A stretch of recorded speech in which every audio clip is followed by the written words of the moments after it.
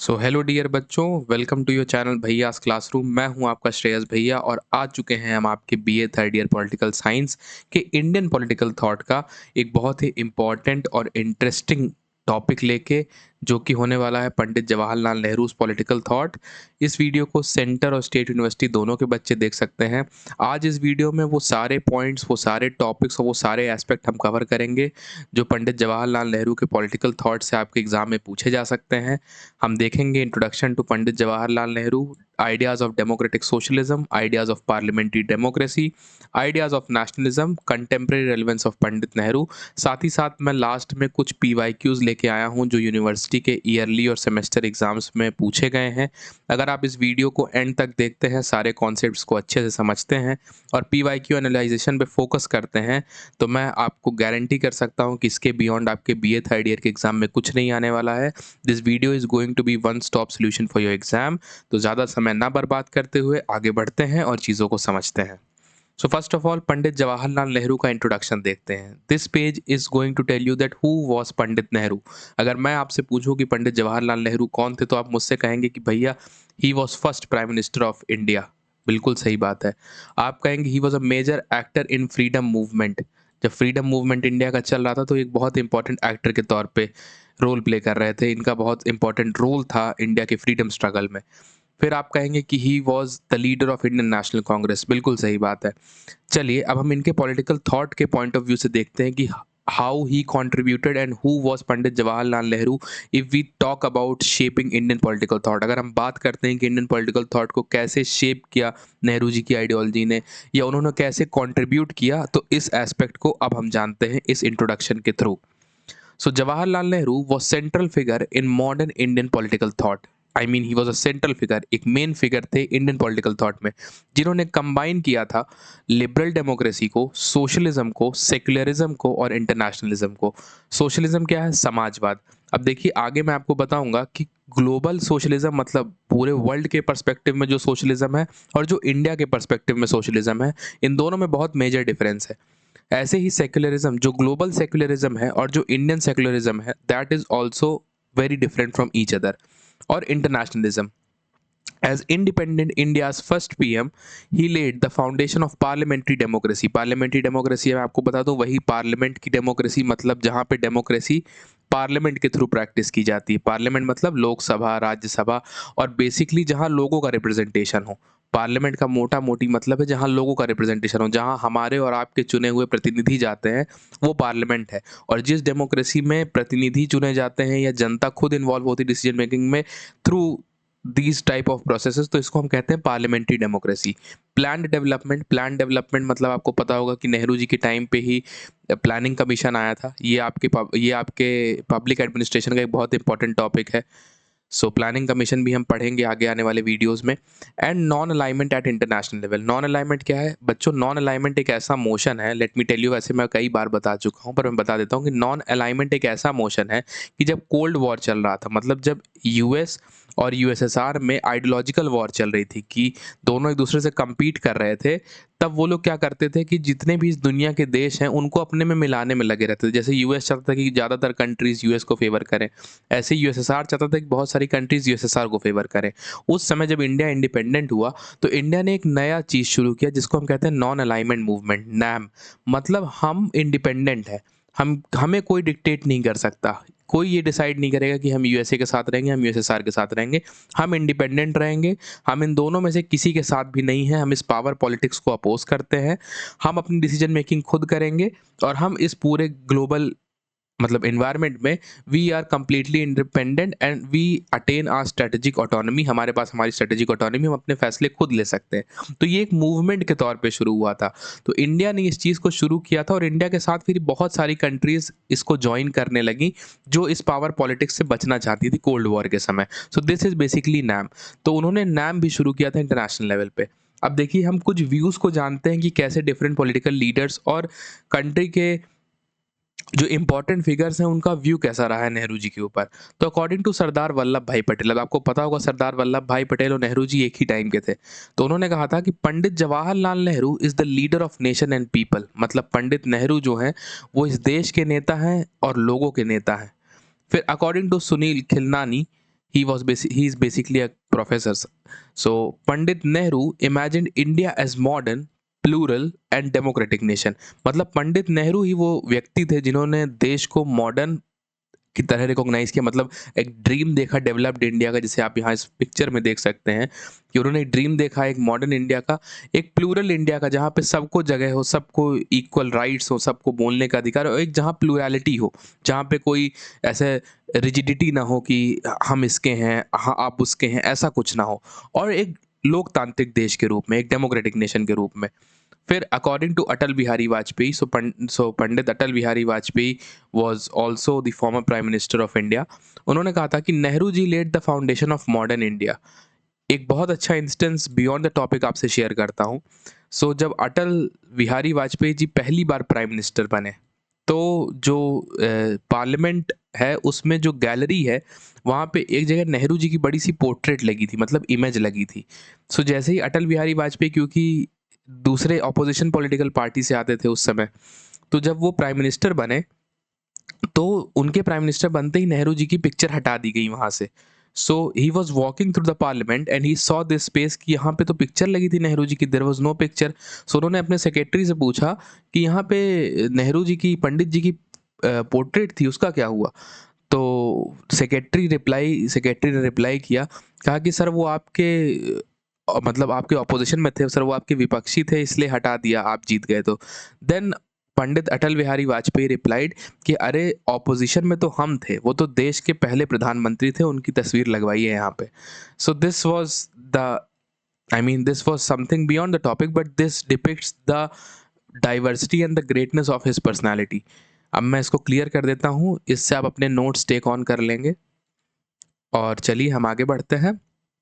Now coming to socialism and democratic socialism. तो चलो बच्चे मैं बताता हूँ सोशलिज्म क्या है। सोशलिज्म एक ऐसी आइडियोलॉजी है जिसका जन्म हुआ था किसके खिलाफ? कैपिटलिज्म के खिलाफ। अब मैं आपको इजी वर्ड्स में बताता हूँ कैपिटलिज्म क्या होता है। कैपिटलिज्म एक ऐसी आइडियोलॉजी है जो मर्केंटलिज्म के बाद आई। मर्केंटलिज्म पूछोगे भैया क्या है? देखो बच्चे, जब दुनिया में ट्रेड शुरू हुआ, जैसे मान लो ये यूरोप है, ये इंडिया है, तो सारी कंट्रीज में ट्रेड शुरू हुआ। शुरू शुरू में सारी कंट्रीज में बच्चे ट्रेड शुरू हुआ। Let me get back the pen. तो यूरोप के जो मर्चेंट्स थे उन्होंने ट्रेड करना शुरू किया।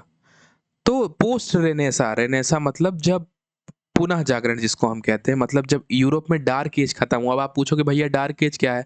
तो यूरोप में एक समय बहुत रिजिड सोसाइटी हुआ करती थी। एक समय की बात है जब यूरोप में केवल चर्च सुप्रीम होता था। वहाँ पे लॉजिकल और रैशनल थिंकिंग की कोई बात नहीं होती थी, और चर्च सबसे सुप्रीम होता था। तो चर्च क्या करता था कि वहाँ के लोगों को, मतलब यूरोप के लोगों को, मतलब जो चर्च है, जो वहाँ का रिलीजियस अथॉरिटी है, वो लोगों से पैसे लेता था और कई सारे करप्ट मीन्स में इन्वॉल्व था। फिर धीरे धीरे लोगों के अंदर ये साइंटिफिक थिंकिंग आई कि ऐसा कैसे हो सकता है, क्या चर्च का कांटेक्ट ही डायरेक्ट गॉड से है, हमारा नहीं हो सकता? तो इस तरह का जब एक मतलब रीजनेबल रेवोल्यूशन आया एल से, जब साइंटिफिक टेम्पर लोगों में जागा कि नहीं, हमें इससे हट के दुनिया को देखना चाहिए। फिर वर्ल्ड का एक्सप्लोरेशन शुरू हुआ, फिर दुनिया में लोग निकले, जैसे वास्को डिगामा इंडिया आया। तो इस तरह जब लोगों ने एक्सप्लोरेशन करना शुरू किया, उसको हम रेनेसा कहते हैं। तो जब लोगों ने दुनिया को एक्सप्लोर किया, यूरोप के लोगों ने, तो उन्होंने देखा कि दुनिया में तो बहुत सारी अपॉर्चुनिटी है ट्रेड की, और चर्च तो हमें फ्रॉड कर रहा है, मतलब चर्च तो हमें गलत इन्फॉर्मेशन दे रहा है गॉड के बारे में और इन सब मेथड्स के बारे में। तो जब ये लोग ट्रेड करने आए तब शुरू हुआ मर्केंटलिज्म, मतलब जहाँ पे व्यापारी आते थे, जाते थे, व्यापार करते थे। तो जब मर्केंटलिज्म शुरू हुआ तो लोगों ने पैसा कमाना शुरू किया। अब भाई जब बहुत ज़्यादा पैसा होगा तो लोग पैसे को इन्वेस्ट करना भी शुरू करेंगे। तो शुरू शुरू में कैपिटलिज्म जब इनिशियली बना, मतलब मर्केंटलिज्म से जब कैपिटलिज्म इनिशियली बना, तो ऑब्जेक्टिव कैपिटलिज्म का ये था कि स्टेट का डेवलपमेंट होना चाहिए। लेकिन धीरे धीरे जब पैसा बहुत ज़्यादा बनने लगा तो कैपिटलिज्म, अब जैसे ये वर्ड ही है, आप कैपिटल, कैपिटल का मतलब क्या होता है इकोनॉमिक्स के टर्म में देखो तो कैपिटल का मतलब बच्चे पैसा होता है। तो जब कैपिटलिज्म बहुत ह्यूज अमाउंट में ग्रो करने लगा, तो एक एक आदमी के अंदर कई कई कंपनियां, जैसे आज की मॉडर्न नेम बताऊं कंपनी, उस समय के कॉन्टेक्स्ट में तो इंडस्ट्री होने लगी। तो भाई वो पैसा ज़्यादा कमाने के चक्कर में, पैसा ज़्यादा कमाने के होड़ में, जो लेबर क्लास होता था, जो उनकी कंपनियां, जो उनकी इंडस्ट्रीज में काम करते थे, उनका एक्सप्लॉयटेशन करना शुरू कर दिए कि नहीं तुम 20 घंटे काम करोगे, हम तुम्हें इतना ही पैसा देंगे। तो मतलब ज़्यादा बेनिफिट के लिए, जैसे अगर आपको अपने मजदूरों में, कभी आप अपने घर में मजदूर लगाओ और वो 4 बजे अपना काम फिनिश करने लगें तो नहीं घर के लोग कहते हैं कि नहीं तुमको 5 बजे करना है, अभी 1 घंटा और है काम करने के लिए। इसी तरह उस समय के जो ट्रेडर्स थे, उन्होंने अपनी इंडस्ट्रीज़ को बूस्ट करने के लिए जो वहाँ के लोकल लेबरर्स थे, उनको एक्सप्लॉइट करना शुरू कर दिया कि नहीं तुमको तो अभी और काम करना है, तुमको इतनी देर अभी ये चीज़ करनी है, ये करनी है और उनको साइमल्टेनियसली वो पैसे बहुत कम देते थे। तो उनकी वेज बहुत कम थी, उनका वर्किंग आवर्स बहुत ज़्यादा था। तो इससे क्या हुआ कि उनका एक्सप्लॉइटेशन माने उनका उत्पीड़न शुरू हो गया। उनको परेशान करना शुरू किया जाने लगा इस तरह की चीज़ों से। तो इसके अगेंस्ट कि ऐसा नहीं हो, सोशलिज़्म आया। सोशलिज़्म एक ऐसी आइडियोलॉजी थी जहाँ सबको बराबर अधिकार मिले थे। मतलब ये ऐसा कहता था, ये विचारधारा सोशलिज़्म की ऐसे कहती थी कि कोई व्यक्ति, कोई पर्सन मालिक नहीं होगा पैसे का, गवर्नमेंट ओनर होगी। और गवर्नमेंट सबका ध्यान रखेगी, गवर्नमेंट सारे वर्कर्स का ध्यान रखेगी, गवर्नमेंट ओन करेगी बड़ी बड़ी इंडस्ट्रीज और गवर्नमेंट सारे वर्कर्स का अपने ध्यान रखेगी। और ये जो कैपिटलिस्ट है ये ग्रो नहीं करेंगे। कोई भी एक ऐसी सोसाइटी जहां पर कोई अरब खरबपति नहीं होगा, सब लोग एक बराबर होंगे, सबको पॉलिटिकल और मतलब सबके अंदर जो इकोनॉमिक इनइक्वालिटी है कि इसके पास पैसा बहुत ज़्यादा है, इसके पास पैसा बहुत कम है, ये ख़त्म करना है, सबको एक बराबर कर देना है। तो कैपिटलिस्ट भी एक बराबर होगा, वर्कर भी एक बराबर होगा और जितनी भी इंपॉर्टेंट इंडस्ट्रीज हैं स्टेट की, वो सारी गवर्नमेंट कंट्रोल करेगी और इन सबको इक्वल प्रोटेक्शन और केयर प्रोवाइड करेगी। ये आइडियोलॉजी थी सोशलिज्म की। साथ ही साथ सोशलिज्म में एक इंपॉर्टेंट फीचर और भी था कि सोशलिज्म को अचीव करने के लिए, आपने पढ़ा होगा कार्ल मार्क्स ने सोशलिज्म को अचीव करने के लिए वायलेंट मीन्स की बात की है। मतलब आपको सोशलिज्म या कम्युनिज्म को अचीव करने के लिए, देखिए बेसिकली कम्युनिज्म क्या है जो कार्ल मार्क्स कहते हैं, वो सोशलिज्म का एक स्ट्रीम, मतलब सोशलिज्म का पीक अचीवमेंट जो है वो कम्युनिज्म है, जहाँ पे स्टेटलेस सोसाइटी की बात होती है। तो कार्ल मार्क्स ने वायलेंट मीन्स की बात की कि ये स्थिति कि जहाँ पे गवर्नमेंट सबका ओनर बने और कोई पैसा वाला आदमी अपना मतलब एक व्यक्ति सबका ओनर ना बने, इस चीज को लाने के लिए आपको क्रांति करनी पड़ेगी, आपको रेवोल्यूशन करना पड़ेगा, आपको ब्लडी रेवोल्यूशन करना पड़ेगा। मतलब खून बहता है बहने दो, जो करोड़पति हैं उनको मारो, साफ करो यहाँ से। इस तरह की बातें, मतलब एक्सट्रीम थॉट्स प्रेजेंट करने लगा कार्ल मार्क्स सोशलिज्म के रेस्पेक्ट में। तो ये ग्लोबल सोशलिज्म हो गया। अब हम इसको डेफिनेशन पढ़ते हैं और फिर हम ये जानेंगे कि डेमोक्रेटिक सोशलिज्म क्या है, जिसकी बात नेहरू जी करते थे। ये कैसे अलग है सोशलिज्म की आइडियोलॉजी से। Socialism is a political and economic ideology that aims to reduce social and economic inequalities. जैसे मैंने आपको बताया सोशल इनइक्वालिटीज क्या है कि भाई ये मालिक है, ये बाबू साहब हैं और ये इनके सारे नौकर हैं। ये हुआ ना सोशल इनइक्वालिटी कि ये बाबू साहब हैं और ये जो वर्कर्स हैं ये सारे इनके नौकर हैं। इकोनॉमिक इनइक्वालिटी क्या हुआ कि भाई एक व्यक्ति के पास बहुत पैसा है और एक व्यक्ति के पास खाने को रोटी नहीं है। थ्रू कलेक्टिव वेलफेयर, मतलब सबका विकास हो। Social justice and state regulation, देखिए मैंने कहा था ना कि गवर्नमेंट जहां पे रेगुलेट करेगी, जहां पे गवर्नमेंट कंट्रोल करेगी, वो है state regulation of resources for benefit of society. मतलब अगर मैं मोटा मोटी बोलूं तो सोशलिज्म एक ऐसी आइडियोलॉजी थी जिसका एम ये था कि समाज में सोशल और इकोनॉमिक इनइक्वालिटीज को घटाया जाए, वेलफेयर मतलब कल्याणकारी योजनाओं को बढ़ावा दिया जाए, सबको सामाजिक न्याय दिया जाए, सोशल जस्टिस दिया जाए, किसी के साथ भेदभाव ना हो कि अरे तुम्हारे पास पैसा कम है, तुम you belong to lower category, ऐसा कुछ ना हो कि तुम वर्कर हो, हम तो बाबू साहब हम तो करोड़पति हैं। तो इस चीज़ को करने के लिए सरकार क्या करेगी कि सरकार चीज़ों को रेगुलेट करेगी, सरकार बड़ी बड़ी इंडस्ट्रीज को ऑपरेट करेगी, सरकार बड़े बड़े रिसोर्सेज को ऑपरेट करेगी। किस तरह करेगी कि समाज में इक्वालिटी आ जाए, मतलब कोई बड़ा कोई छोटा ना हो, सब बराबर हो। पर इस चीज को अचीव करने के लिए जो सोशलिज्म का वे था, जो उसका तरीका था कि ये चीज अचीव कैसे होगी, तो इसके लिए उनका वे वॉज वायलेंट कि इस चीज को ऐसे नहीं अचीव किया जा सकता। उनका कहना ये था कि भाई जिसके पास पैसा है वो अपना पैसा ऐसे थोड़ी छोड़ देगा। तो इसका तरीका यही है कि संपूर्ण क्रांति मतलब रेवोल्यूशन करो और ब्लडी रेवोल्यूशन करो, खून बहाओ, लड़ाई झगड़ा मार पीट करो, इन लोगों को खत्म करो, इन लोगों को बाहर करो, जो एग्री करें एग्री करो, और तब लाओ एक ऐसा गवर्नमेंट जो सोशलिस्ट हो, मतलब जो सबके बराबर की सोचे, जहां पर जो लीडर्स हो वो वर्कर्स हो, जो उसमें जो लीड करें जिस गवर्नमेंट में वो वर्कर्स हो। तो ये सोशलिज्म की आइडियोलॉजी है। नेहरू जी इस चीज पे विश्वास करते थे कि सबका कल्याण होना चाहिए, सोशल जस्टिस होना चाहिए, स्टेट बड़ी इंडस्ट्रीज को रेगुलेट करे, कोई अंतर नहीं होना चाहिए क्योंकि अमीर बहुत अमीर नहीं होना चाहिए, गरीब बहुत गरीब नहीं होना चाहिए। लेकिन नेहरू जी इस ब्लडी रेवोल्यूशन वाली बात से ताल्लुक नहीं रखते थे कि खून बहे, लोग मारे काटे जाएं। ये चीज नेहरू जी को पसंद नहीं थी। तो उन्होंने एक अपनी आइडियोलॉजी इवॉल्व की जिसको हम कहते हैं डेमोक्रेटिक सोशलिज्म, मतलब लोकतांत्रिक समाजवाद। तो डेमोक्रेटिक सोशलिज्म पंडित जवाहरलाल नेहरू का क्या है, अब हम इसको यहाँ से जानेंगे, इसके फीचर्स को जानेंगे।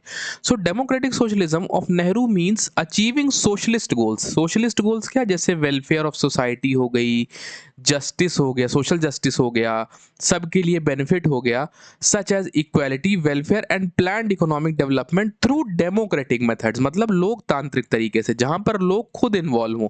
ऐसा ना हो कि किसी को मारना काटना पड़े, किसी को पेन पहुंचाना पड़े, ऐसा नहीं होना चाहिए। लोकतांत्रिक होना चाहिए, मतलब एक गवर्नमेंटल मेथड होना चाहिए, एक एक ऐसा डेमोक्रेटिक मेथड होना चाहिए जहां पे सब इन्वॉल्व हो। Constitutional institutions and peaceful reform rather than violent revolution. यहाँ पे देखिए कि पीसफुल रिफॉर्म्स होने चाहिए, मतलब ये चीज़ें जो ये गोल्स हैं कि वेलफेयर होगा, सोशल जस्टिस होगा और प्लान्ड इकोनॉमिक डेवलपमेंट होगा, ये सब पीसफुल होगा। हमें क्रांति करने की ज़रूरत नहीं है, हम सब मिलजुल के साथ में बैठ के अच्छे से ये चीज़ें कर सकते हैं, बिना किसी वॉयलेंट रेवोल्यूशन के, बिना किसी खूनी क्रांति के कि भाई खून बहेगा अब तो सड़कें लाल हो जाएंगी, ऐसा कुछ नहीं। हम एकदम पीसफुली इन चीज़ों को लेके आएंगे, हम समाज का सोशल वेलफेयर इंश्योर करेंगे, हम इनइक्वालिटी से जो पुअर क्लास है उसको बचाएंगे और एक अच्छा समाज तैयार करेंगे। This was idea of Pandit Jawaharlal Nehru. इसी को हम डेमोक्रेटिक सोशलिज्म कहते हैं। अगर मैं बहुत लेम और इजी टर्म में बताऊं तो जब हम सोशलिज्म के गोल्स को डेमोक्रेटिकली यानी कि पीसफुली अचीव करने की कोशिश करते हैं, तब वो नेहरू जी की आइडियोलॉजी बनती है, जिसको हम क्या कहते हैं, डेमोक्रेटिक सोशलिज्म। आई होप आपको ये चीज़ यहाँ तक समझ में आ गई होगी। इसके बाद भी अगर आपका कोई डाउट है तो आप मुझसे कमेंट सेक्शन में पूछ सकते हैं। I will reply you as I saw your comment. And इसको फिर क्लियर करते हैं। यहाँ से आपको नोट्स मिल जाएगा। सोशलिज्म मैंने यहाँ पे लिख दिया आपको समझाने के लिए। आप पेपर में लिखेंगे कि सोशलिज्म और democratic socialism how they are different from each other, तो it will leave a good impact on examiner. बाकी आपसे सीधा क्वेश्चन वो डेमोक्रेटिक सोशलिज्म पे ही पुट करेगा। Later we'll discuss this in previous year questions. तो चलिए आगे बढ़ते हैं।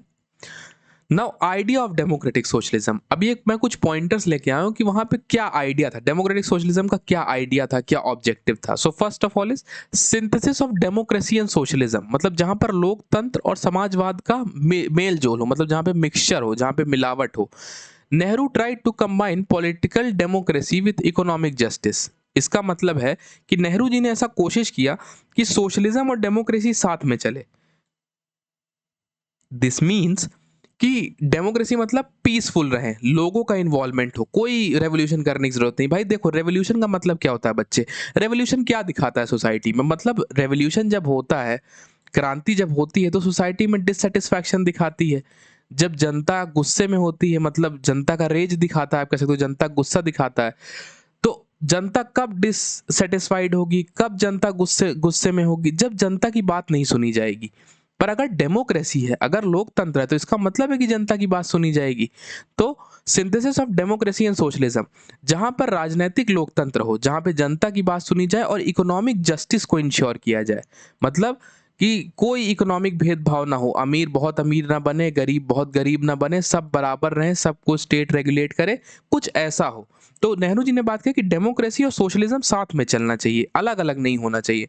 इकोनॉमिक जस्टिस आप मुझे कमेंट सेक्शन में बताएंगे कि इंडियन कॉन्स्टिट्यूशन के डीपीएसपी मतलब directive principle of state policy के किस आर्टिकल में दिया हुआ है, और दो उसके सब क्लॉज हैं, आप मुझे वो भी बताएंगे कमेंट सेक्शन में कि कहाँ कहाँ दिया हुआ है और क्या है article.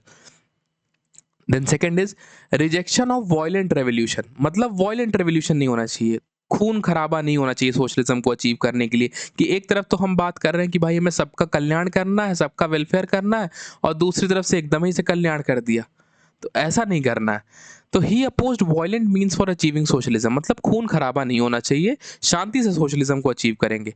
Mixed economy model, he supported coexistence of public and private sectors. अब देखिए मैं इस चीज़ को आपको समझाता हूँ।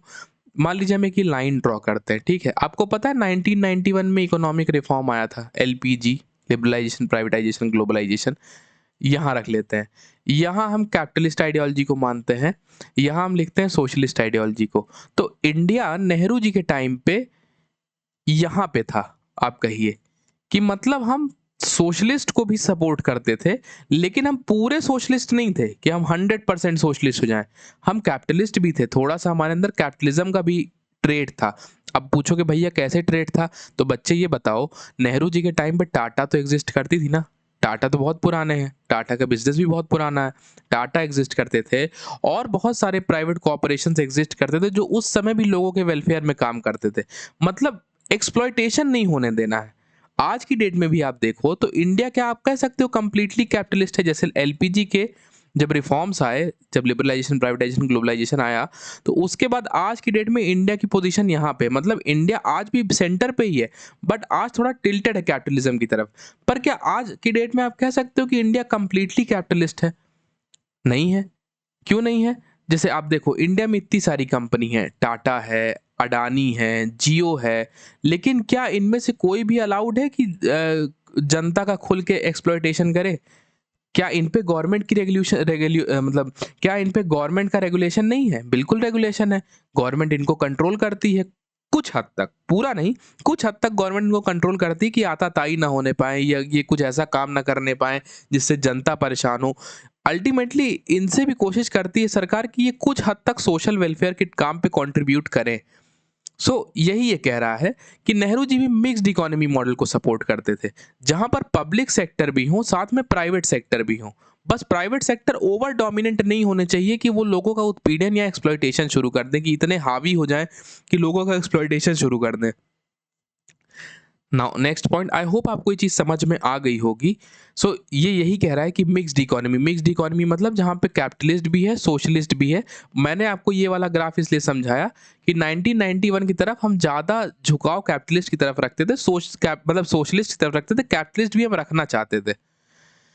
और आज के समय पे हम ज़्यादा झुकाव कैपिटलिस्ट की तरफ रखते हैं। गवर्नमेंट, जैसे आप देखते हो कि एंटरप्रेन्योरशिप को कितना प्रमोट करती है, अलग-अलग स्कीम्स चलाती है। लेकिन हम सोशलिज्म को भी रखना चाहते हैं। मतलब हम सोशल ऐसा नहीं चाहते कि सोशल वेलफेयर एकदम ही खत्म हो जाए, केवल प्रॉफिट की बात हो।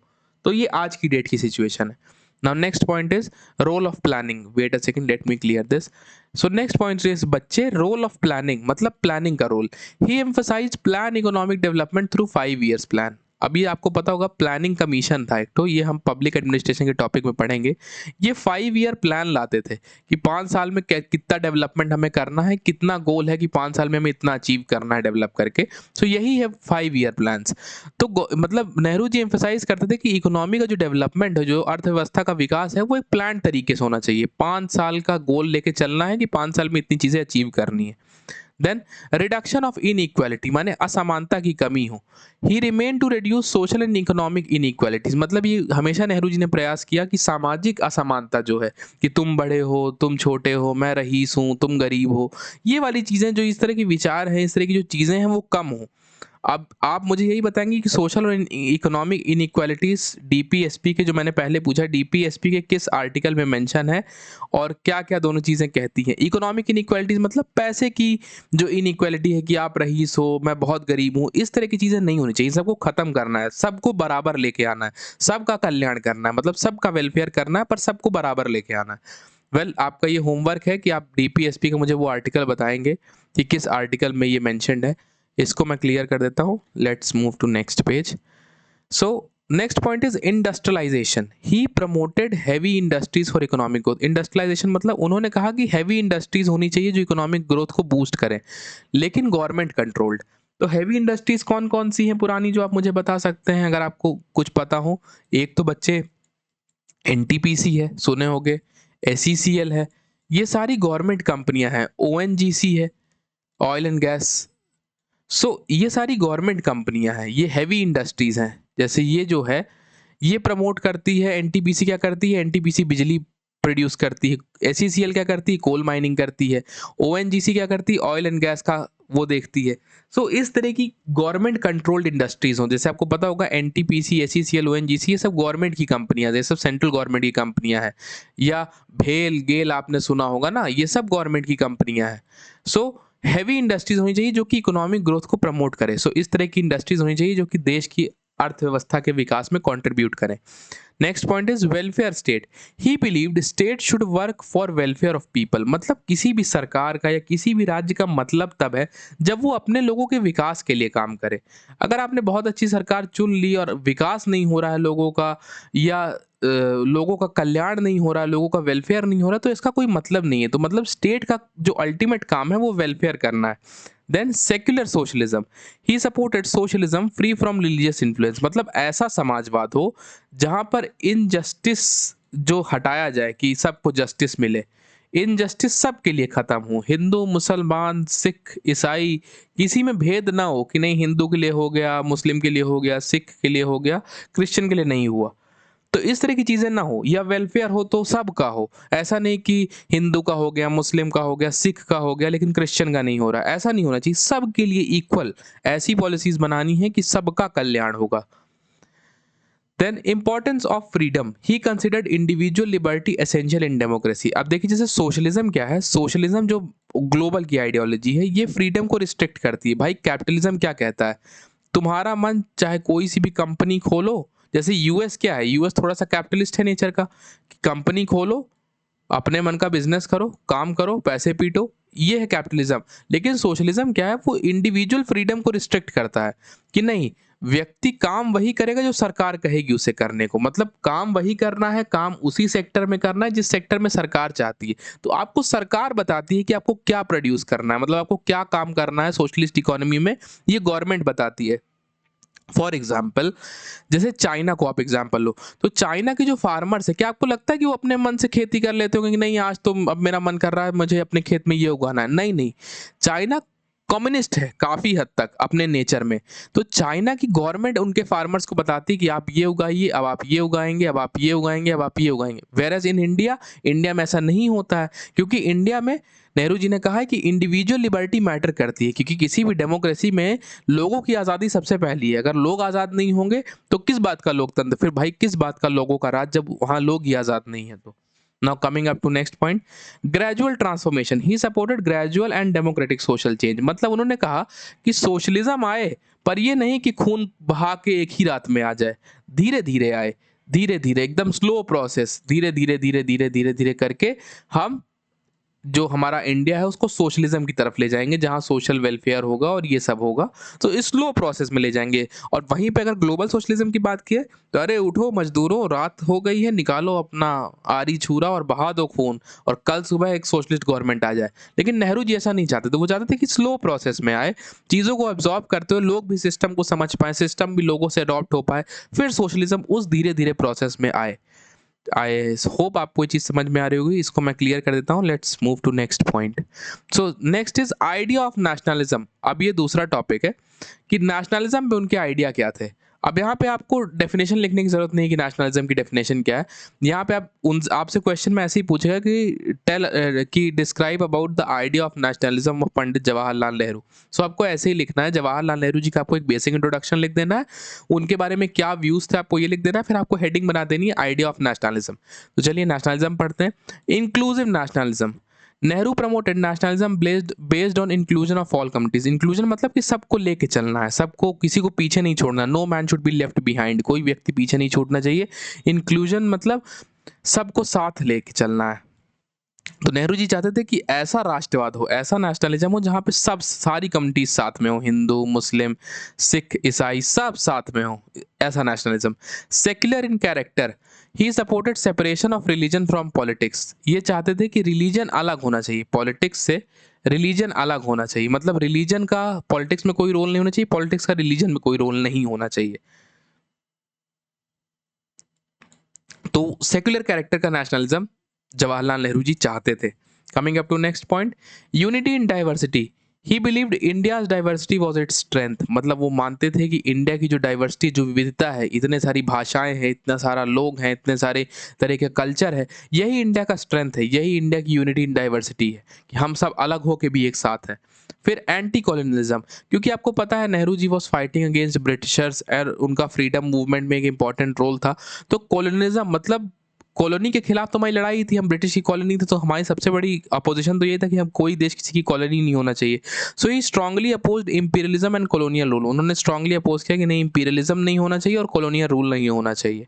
Then international outlook, he connected Indian nationalism with world peace and cooperation, मतलब उन्होंने इंडियन नेशनलिज्म को जोड़ दिया वर्ल्ड पीस से और कोऑपरेशन से। मतलब Indian nationalism is somewhere to achieve peace and is somewhere shows cooperation, कि भाई ऐसा मतलब ये जो आइडल्स थे इंडियन नेशनलिज्म के कि सेक्युलर होना चाहिए, एंटी कॉलोनिज्म होना चाहिए, ये पूरे वर्ल्ड को इंस्पायर करने वाले थे, पूरे वर्ल्ड के साथ कोऑपरेटिव थे। और कहीं न कहीं वो एक ऐसा दिखाते थे कि जो भारत का राष्ट्रवाद है, मतलब जो भारत का नेशनलिज्म ही, वो it was never being violent, कभी वॉयलेंट नहीं है, कभी ऑप्रेसिव नहीं है, कभी ऐसा नहीं है। He it was always advocated by peace, जैसे गांधी जी कहते थे कि शांति, इस तरह की चीज़ों से वो हमेशा एडवोकेटेड रहता है। मैं इसको क्लियर कर देता हूँ and then we'll move to next slide. Continue करते हुए scientific temper, he promoted scientific thinking and rationality. Nehru ji कहते थे साइंटिफिक थिंकिंग और रैशनैलिटी होना बहुत ज़रूरी है। आपको पता है नेहरू जी के टाइम पे ही फर्स्ट आईआईटी भी स्टैब्लिश हुआ, एम्स दिल्ली भी नेहरू जी के ही विजन है, इसरो भी नेहरू जी का ही विजन है। तो ये दिखाता है कि वो किस तरह के साइंटिफिक और रैशनैलिटी वाला माइंड रखते थे, मतलब वो भरोसा रखते थे कि आईआईटी इस देश को सबसे बेस्ट इंजीनियर्स देगा, एम्स इस देश को सबसे बेस्ट डॉक्टर्स देगा, और इसरो इस देश को सबसे बेस्ट स्पेस साइंटिस्ट देगा। अब वो तो बाद में बच्चों ने कर लिया कि भैया इंजीनियरिंग करने में कहाँ मजा है, असली मजा तो आईआईटी से इंजीनियरिंग करके यूपीएससी करने में है। तो ये तो बच्चों का पर्सनल ऑब्जेक्टिव था, पर नेहरू जी का क्या था कि साइंटिफिक टेम्पर और रैशनैलिटी के चलते उन्होंने आईआईटी बनाए, एम्स बनाए, इसरो दिया। Coming up to next point, democratic values, he emphasise democracy, liberty and equality, मतलब लोकतंत्र होना चाहिए, लिबर्टी होना चाहिए और इक्वालिटी होना चाहिए। Cultural pluralism, he respected India's diverse cultural tradition, मतलब उन्होंने इंडिया का जो डाइवर्स कल्चर था उसका रिस्पेक्ट किया कि इंडिया में डाइवर्स कल्चर है, इतने सारे जाति धर्म संप्रदाय के लोग रहते हैं, इन सब का रिस्पेक्ट है। India is a diverse country, जैसे हमने पहले पढ़ा था यूनिटी इन डाइवर्सिटी, तो वो unity in diversity is strength of India. फिर आता है बच्चे next point, opposition to communalism, मतलब कम्युनलिज्म का अपोज करते थे कि कम्युनल पॉलिटिक्स, मतलब कम्युनिटी बेस्ड पॉलिटिक्स नहीं होनी चाहिए कि हम हिंदू के नेता हैं, हम मुस्लिम के लीडर हैं, हम सिख के लीडर हैं, ये चीज़ नहीं होनी चाहिए देश में। एंड रिलीजियस डिविजन्स, कि धार्मिक आधार पे जो भेदभाव और बंटवारे हैं कि ये हिंदू है ये मुसलमान है, इस पे वो नहीं मानते थे। असली राष्ट्रवाद वही था जहाँ पे सब लोग कलेक्टिवली कंट्रीब्यूट करें नेशनल बिल्डिंग पे। Nation building focus, next point, he focused on building strong national institution, उन्होंने फोकस किया स्ट्रॉन्ग नेशनल इंस्टीट्यूशन को बिल्ड करने में, जैसे कि मैंने बताया आपको, इसरो, आईआईटीज, एम्स, ये सब क्या है, सब स्ट्रॉन्ग नेशनल इंस्टीट्यूशन ही है, सब नेशनल प्रोग्रेस में ही फोकस करते हैं, यूथ बिल्डिंग का काम करते हैं, देश को कंट्रीब्यूट करते हैं, best doctors, best engineers, best scientist, DRDO भी एक इसमें एग्जाम्पल है। सो ये सारी चीज़ें थी इस पॉइंट में। आई होप आपको चीज़ समझ में आ गई होंगी। मैं स्लाइड को क्लियर कर देता हूँ ताकि आप इसको अपने नोट्स में राइट डाउन कर लें। And now let's move to next slide. So idea of parliamentary democracy, अभी तीसरा आइडिया है जो कि है idea of parliamentary democracy. So adoption of British model, आपको पता है इंडिया ब्रिटिश की कॉलोनी था, तो ब्रिटिश में जो पार्लियामेंट्री सिस्टम था वही हमने अपने आप ही अडॉप्ट कर लिया। So Nehru ji adopted parliamentary system inspired by Britain, मतलब पार्लियामेंट्री सिस्टम अडॉप्ट किया जो ब्रिटेन से इंस्पायर था। जैसे ब्रिटिश में किंग होता है, उसके नीचे फिर पीएम, मतलब एग्जीक्यूटिव हेड, किंग होता है, नॉमिनल हेड सॉरी, फिर पीएम एग्जीक्यूटिव हेड होता है, फिर उसके यहाँ वहाँ होता है ना ब्रिटेन में हाउस ऑफ लॉर्ड्स और फिर हाउस ऑफ कॉमन्स। ऐसे ही इंडिया में क्या हुआ, किंग की जगह प्रेसिडेंट हो गए नॉमिनल हेड, फिर पीएम हो गए, उसके बाद हाउस ऑफ कॉमन्स, मतलब हाउस ऑफ लॉर्ड्स की जगह, हाउस ऑफ कॉमन्स की जगह कौन हुआ, लोकसभा हुई, और हाउस ऑफ लॉर्ड्स की जगह कौन हुआ, राज्यसभा हुई। सो यही चीज़ें हमारे यहाँ हुई।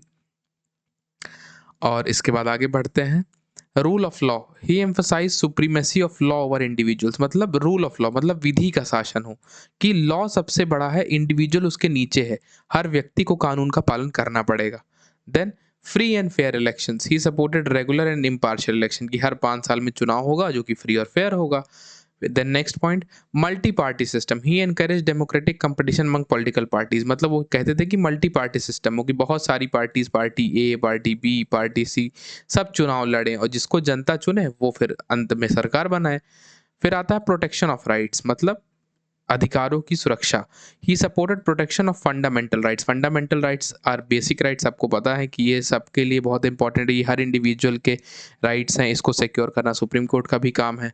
सो ये फंडामेंटल राइट्स हर इंडिविजुअल का प्रोटेक्ट होना चाहिए, किसी के फंडामेंटल राइट्स वायलेट नहीं होने चाहिए। Then next point is independent judiciary, he believed judiciary should remain free from political pressure, मतलब जुडिशरी सत्य दे, न्याय दे, बिना किसी राजनीतिक दबाव के। So this was idea of parliamentary democracy. Slide को मैं क्लियर कर देता हूँ, then moving to next slide. So फिर आता है क्या, next point is cabinet responsibility. बच्चे, कैबिनेट रिस्पॉन्सिबिलिटी क्या है? Wait a second, let me take the pen. He emphasized collective responsibility of councils of minister. मतलब जो आपकी कैबिनेट होती है कि डिफेंस मिनिस्टर हो गए, फाइनेंस मिनिस्टर हो गए, आप देखते हैं ना जैसे निर्मला सीतारमन जी फाइनेंस मिनिस्टर हैं, राजनाथ सिंह जी डिफेंस मिनिस्टर हैं। सो इन सब की रिस्पॉन्सिबिलिटी है, कलेक्टिव रिस्पॉन्सिबिलिटी किसके प्रति? देश के प्रति। कि इन लोगों की जिम्मेदारी बनती है देश के प्रति, कि डिफेंस मिनिस्टर की जिम्मेदारी बनती है देश सुरक्षित रहे, फाइनेंस मिनिस्टर की जिम्मेदारी बनती है कि देश में फाइनेंशियल फ्लो और इकोनॉमी अच्छी प्रोग्रेस करे, इकोनॉमी का स्टेबिलिटी बना रहे।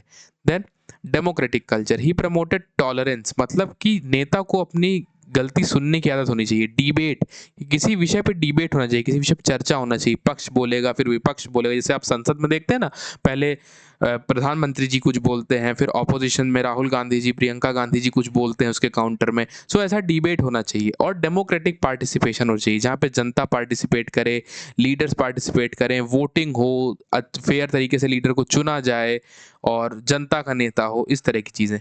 Then next point is secular democracy. He supported democratic governance without religious bias. मतलब ऐसी लोकतांत्रिक सरकार हो जो सबके लिए काम करे, कोई हिंदू के लिए सरकार नहीं होनी चाहिए, मुसलमानों के लिए सरकार नहीं होनी चाहिए, सिख ईसाई के लिए सरकार नहीं चाहिए। ऐसी सरकार होनी चाहिए जो सबके लिए इक्वल काम करे, जो सबका साथ सबका विकास, मतलब इन सबको साथ लेके इन सबका विकास करे, ऐसी सरकार होनी चाहिए, ऐसी लोकतांत्रिक सरकार होनी चाहिए।